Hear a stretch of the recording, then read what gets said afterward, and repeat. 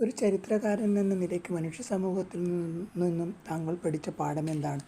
പഠിക്കാൻ ശ്രമിച്ചിട്ടും പിടിതരാത്ത എന്തെങ്കിലുമുണ്ടോ?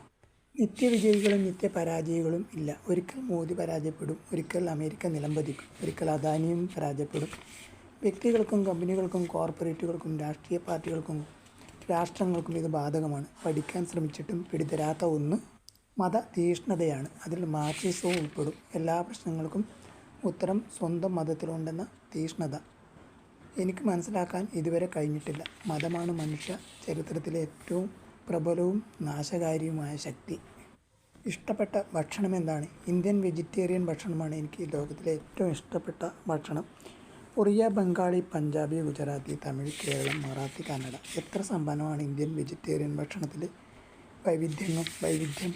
ഞാൻ വിദേശയാത്രകൾ കഴിവതും ഒഴിവാക്കാനുള്ള കാരണം ഭക്ഷണവുമായി ബന്ധപ്പെട്ടതാണ്. ഇപ്പോൾ വിദേശ സർവകലാശാലകളിൽ ഞാൻ പഠിപ്പിക്കാൻ പോകാറില്ല.